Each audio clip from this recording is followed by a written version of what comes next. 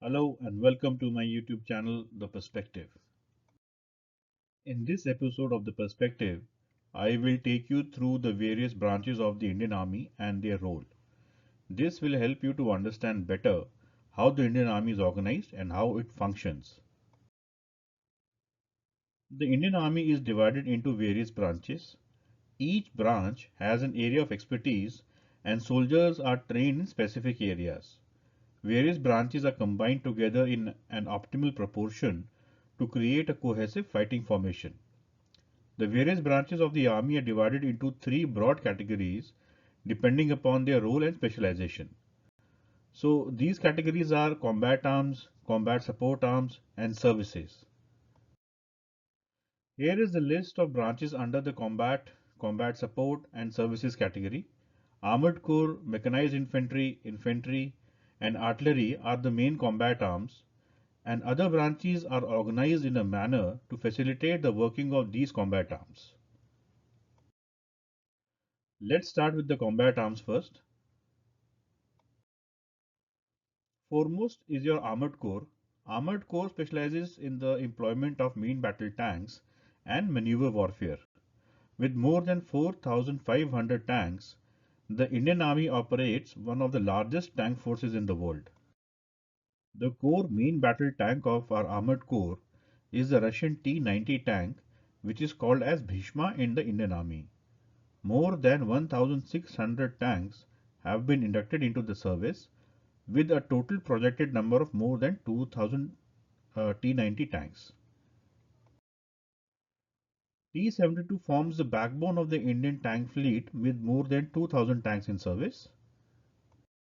These tanks have been progressively upgraded over the years with better electronics and armor. Upgraded T-72 tanks are called as Combat Improved Ajaya. Arjun is an indigenous tank which has been developed considering Indian operating environment. Two regiments of Arjun Mark 1 serve at a forward location in desert with the Indian Army. Arjun Mark 1A is further improvement over the Arjun Mark 1 and features 89 major and minor modifications basis feedback from the Army. Two regiments of Arjun Mark 1A tanks have been ordered by the Army. Next, we have the Mechanized Infantry. So, Mechanized Infantry is basically infantry which goes into battle riding in an infantry fighting vehicle. This allows the infantry to keep pace with tanks as they penetrate deeper into the enemy's defenses. In the image in front of you, you can see the T-90 tanks and BMP-2 infantry fighting vehicles operating together during an exercise. The main infantry fighting vehicle of the Indian Army is the Russian BMP-2. It is equipped with a 30 mm cannon and can also fire a Konkus M anti-tank guided missile. The Indian Army has more than 2,000 BMP-2s in service. Each BMP-2 consists of a driver, gunner, commander, and 7 infantrymen who ride in the crew compartment of the IFB. Here you can see the BMP-2 firing a Konkus M anti-tank guided missile. BMP-2 also has amphibious capability. This is important because it allows the BMP-2 to cross water obstacles without engineering support. In the Indian Army, two infantry regiments have been converted completely to mechanized infantry role. These are the Brigade of the Guards and the Mechanized Infantry Regiment. The other lesser used armored vehicle by the Mechanized Infantry is the BRDM-2 Striker. This is used by the reconnaissance and support battalions of the Mechanized Infantry. BRDM-2 is amphibious in nature and can carry 5 anti-tank guided missiles. Just for reference, when Namika and Nag missile combination enters the Indian Army, it is most likely to see service with the reconnaissance and support battalions of the Mechanized Infantry, where they will be replacing the BRDM-2 Striker. The biggest component of the combat arms is the infantry, or the queen of the battle as it is rightly called, because there is no victory without them. The Indian Army has more than 400 infantry battalions spread across 27 infantry regiments. Each infantry battalion has approximately 800 troops.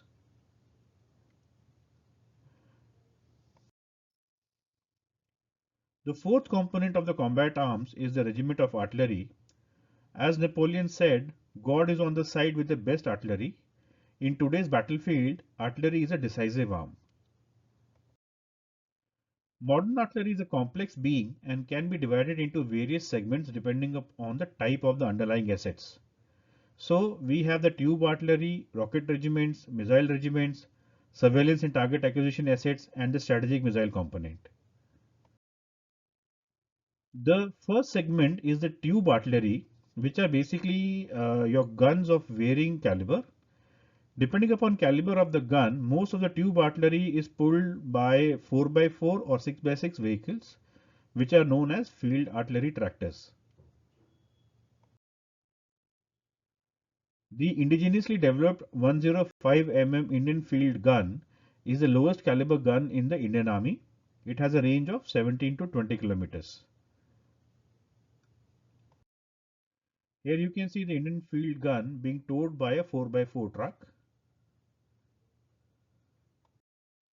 Next, we have the American M777 ultra lightweight howitzer.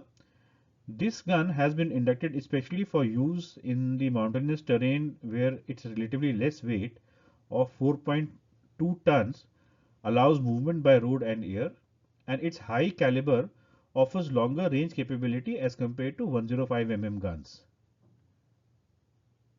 In this picture, you can see the M777 deployed in the Arunachal sector. The Russian 130 mm M46 gun forms the largest component of the Indian Army artillery. It forms backbone of the medium regiments of the army. It offers range in excess of 27 km but suffers from an inability to fire at high angles.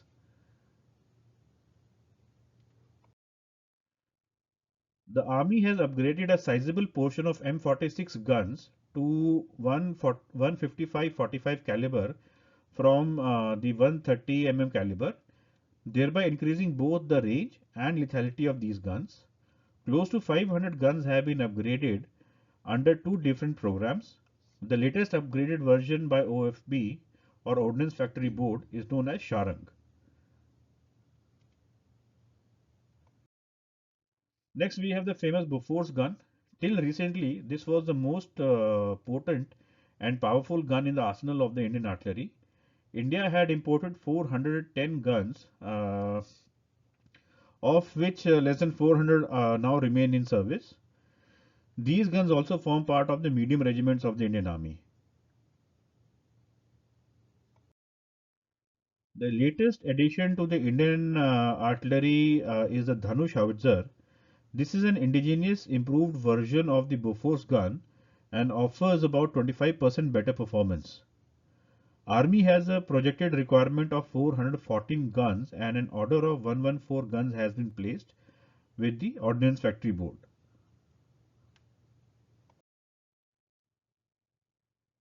Second segment under tubed artillery is the self-propelled gun. The gun is mounted on an armored platform and moves under its own power. These guns are generally employed along with mechanized formations where they can keep pace with the movement of tanks and infantry fighting vehicles. The Korean K9 gun, known as Vajra in Indian service, is our main self-propelled tracked gun. We have employed the K9 Vajra from Rajasthan deserts to the high altitude terrain of eastern Ladakh. There is one more category under the self-propelled guns and it is called as a mounted gun system. It consists of a gun mounted on a 4x4 or a 6x6 vehicle, but generally without an enclosed cabin like a self-propelled tracked gun. While MGS forms the second largest component of the Indian Army's field artillery rationalization plan, no such gun has been inducted yet, even though we have some domestic options available in India in this category. Rocket artillery consists of rocket regiments equipped with different types of multi-launch rocket systems. In case of India, we have three types of MLRS. This includes the Russian-made 122 mm BM-21 Grad and 300 mm Smerch system. The third system is the indigenously developed 214 mm Pinaka MLRS.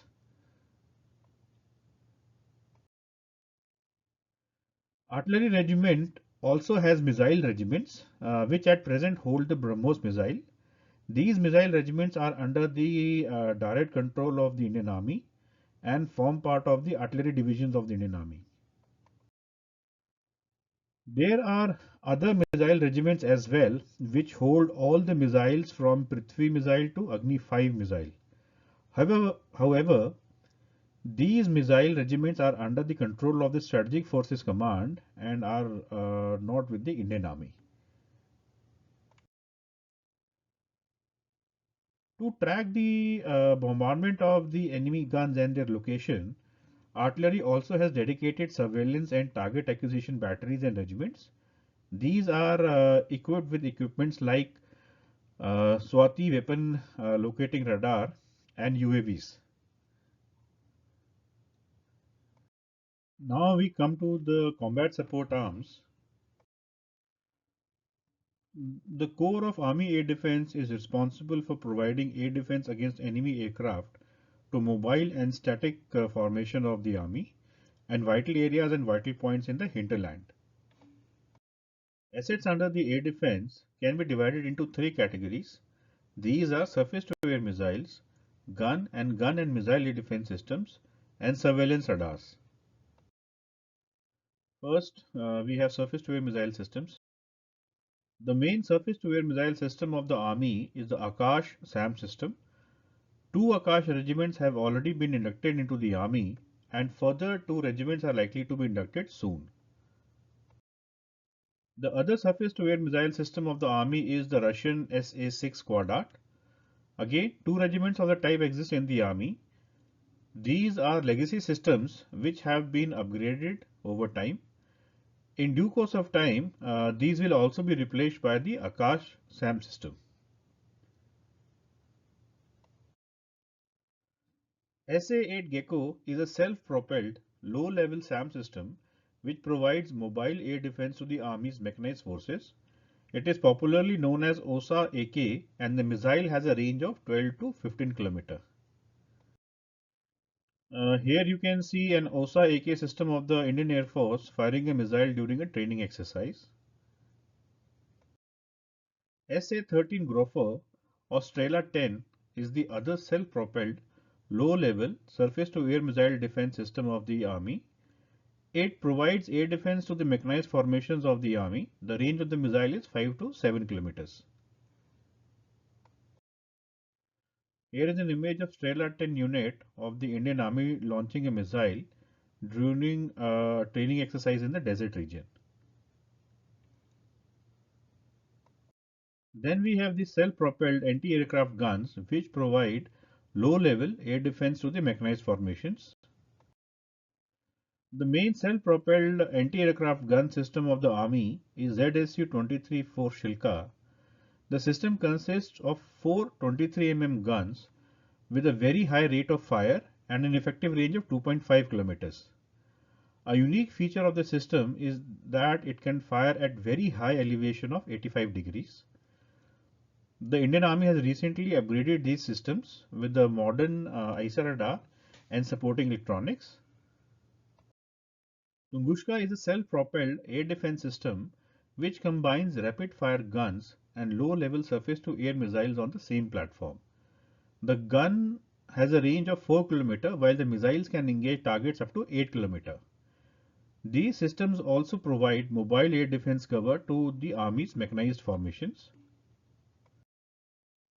Here you can see Tunguska system firing its 9M311 missile during a training exercise. Now we will have a look at the gun-based air defense systems.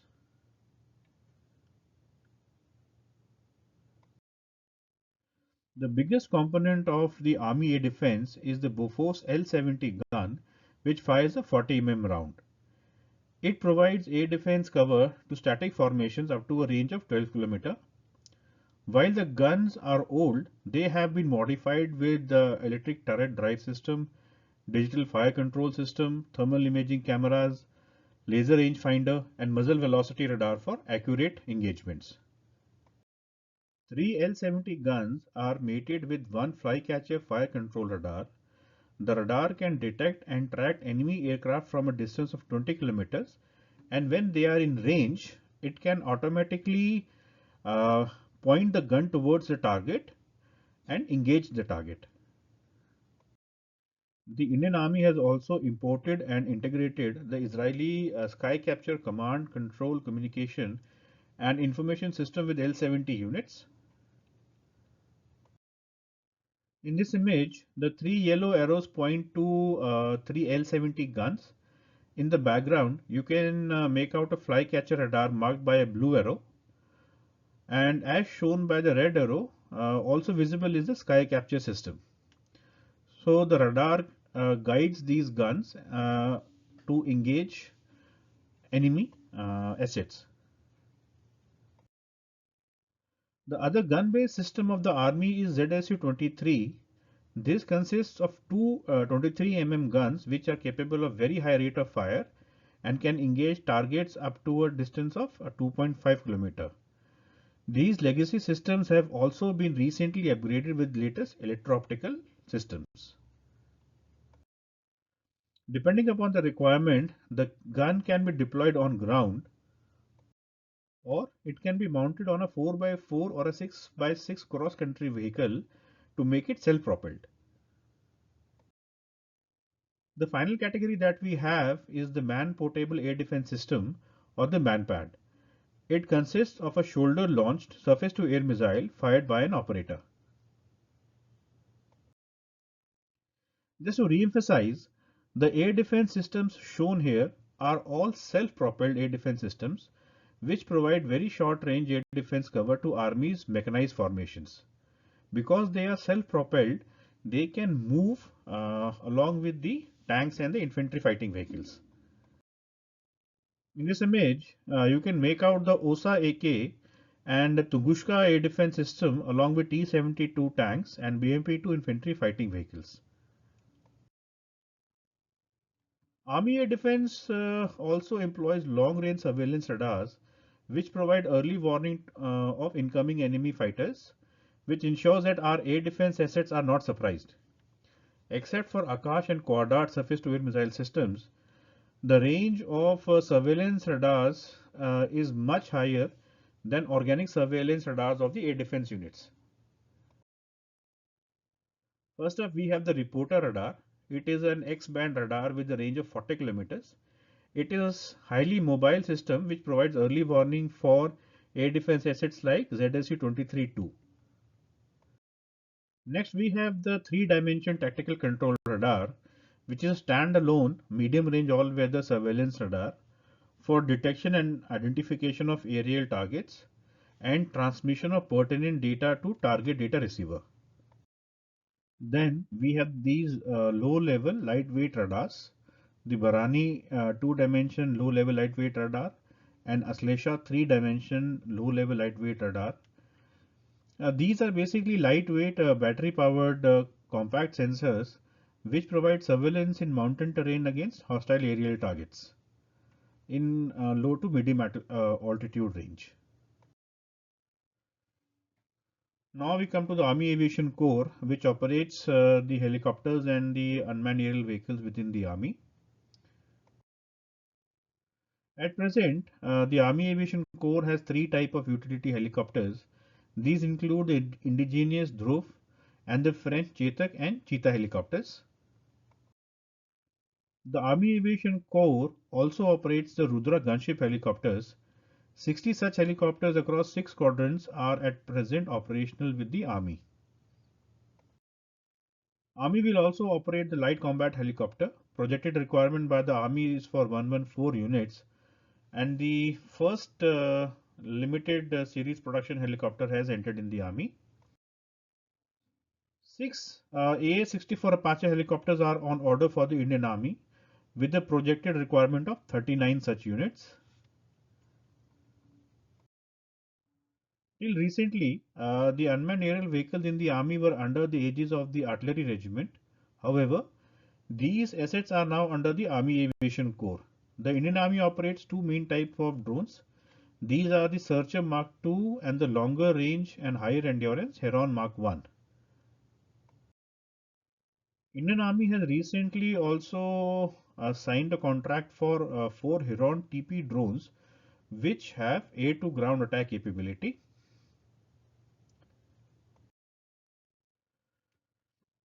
Corps of Engineers are responsible for infrastructure development and facilitating the movement of the army through various means. It consists of three distinct groups known as the Madras Engineer Group, Bengal Engineer Group and the Bombay Engineer Group. All these groups have similar roles. One of the most important roles of the engineers is to bridge water obstacles to facilitate movement of own troops. In this beautiful image, you can see tanks moving along a bridge while another pontoon bridge is being also constructed in the foreground. Here are a few other examples of bridge made by the engineers across canals with tanks passing through on these bridges. What you can see here is the Sarvatra bridge laying system where components can be added together to create a longer span bridge. Another method to implement a bridge is through a bridge laying tank. What you have here is a bridge laying tank on a T-72 chassis. An important function of the engineers is to clear enemy mines and create a safe passage through them for own tanks, troops and vehicles. For that it uses various means. Here you have a full width mine plow mounted in front of a T-72 tanks from an assault engineers regiment. Here is the surface mine clearing system mounted on a BMP-2.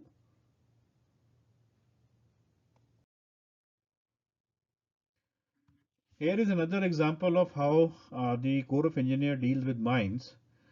You have here T-55 tanks from assault engineers equipped with KMT-5 mine rollers placed in front of the tank. This is a charge line mine clearing vehicle which is used to clear a safe lane of 180-meter length and 0.5 meter width for passage of own assaulting troops. Apart from these tasks, engineers undertake a lot of other roles like road and debris clearance, building bridges in inaccessible areas, or bomb disposal. The Corps of Electrical and Mechanical Engineers is responsible for maintenance and upkeep of most electrical and all mechanical assets of the army. From air defense guns to servicing a helicopter to changing the engine of a tank in field and then servicing them, everything is done by the EME. It also undertakes major overhauls and upgrades of weapon systems. For example, the Shilka system was overhauled and upgraded at an army workshop of the electrical and mechanical engineers. Corps of Signals is responsible for ensuring communication within the army from lowest to the highest level. It is also responsible for electronic warfare and ground-based electronic intelligence. From basic to the most sophisticated, it uses various means to facilitate communication within the army. Next, we come to the services. Army Medical Corps is responsible for providing from basic to the most advanced medical care within the army. This medical care is provided right from in the midst of the battlefield to the advanced super specialty hospitals across India.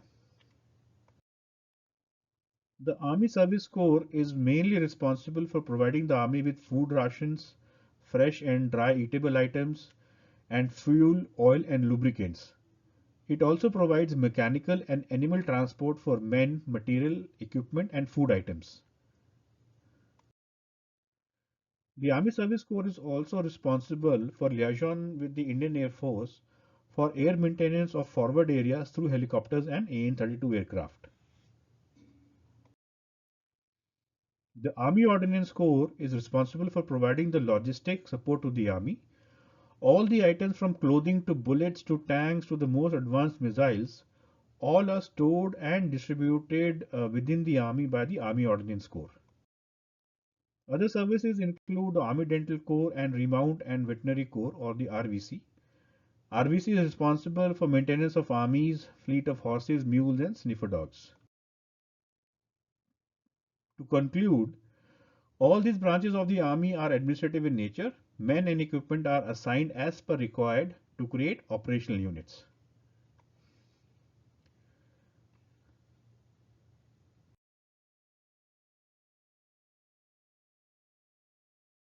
Thank you for watching this episode of The Perspective.